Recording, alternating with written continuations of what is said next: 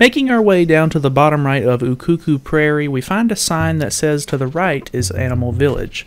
Walking over to the right, we see that we can't get across the river, so we break a bush and find a hidden staircase. Inside the cave, there's a couple of piranhas swimming around and a couple of those bouncy obstacles. Take it out with the Pegasus boots and we go up the stairs and we're across the river. Heading straight down from here, we arrive at the entrance to Animal Village. Now, as you can imagine, all of the inhabitants are little animals such as bunny rabbits, and then there's the chef who is a bear, and there's a goat woman who writes letters and stuff, so we're going to get into a couple of different things here. Really quickly, if you haven't already found Terran outside in the Ukuku Plains, he's standing next to this little honey comb or like a hive. And if you haven't found him yet, you might want to go try to adventure around and find him. He's where the big skull is that you have to blow up to make your way through the plains. Once you talk to him, he actually uses the stick that we got from the monkeys to poke the little beehive down, and we end up getting rewarded with the honeycomb. So from there, we can head on to Mabe Village to continue this little trade quest. Anyways, now that we have the honeycomb, we can go inside the bottom right house in the village and talk to the bear. He's the chef of the town. So we talk to him and he's so happy that we have a honeycomb and he wants to know if we'll swap it for a pineapple. So of course we go ahead and do that. Taking a quick detour, if we go to the Tall mountain range, we can find Papaw up on top of the mountains, and he's kind of just stranded and lost out here. He wants to know if we have anything that can help him, I guess, survive, so he wants to know if we can have the pineapple.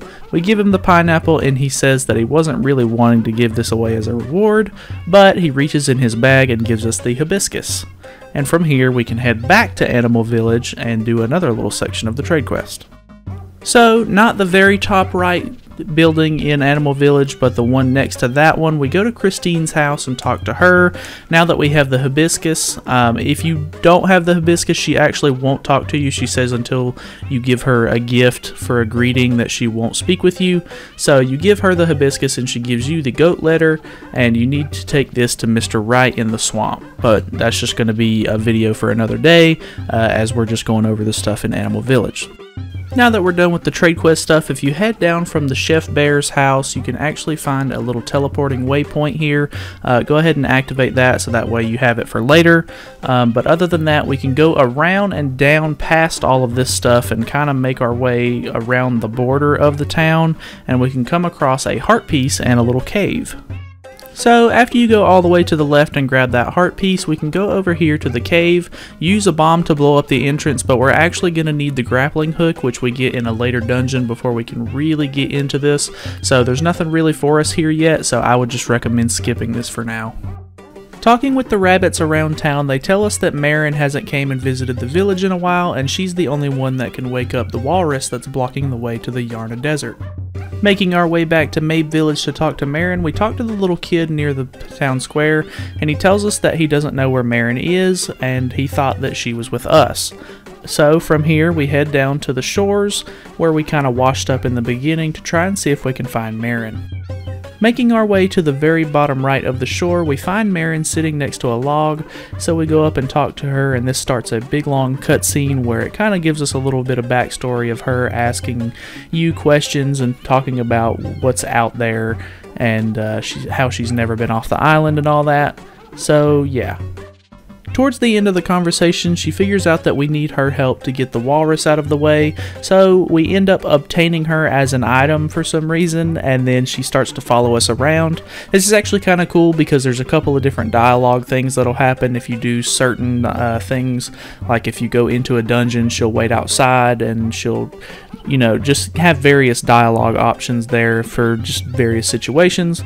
I thought it was really funny that she actually like runs behind you when you use your Pegasus boots. I don't know why, but that was pretty funny to me. But anyway, we head over to Animal Village with her behind us, and we talk to the walrus. Making our way back to the walrus, we talk to him, and Marin wants to know if you want to give him some sort of a surprise.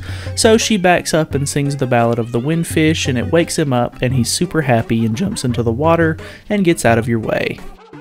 After that, Marin actually goes back to the village and starts singing to the animals. If you haven't already gotten Marin's song for your ocarina now, you can talk to her there and she'll teach it to you. But other than that, that's pretty much all I have for you in this guide, and I want to thank you guys so much for watching, and I hope this helped you out in some way. Other than that, I will see you guys in the next guide.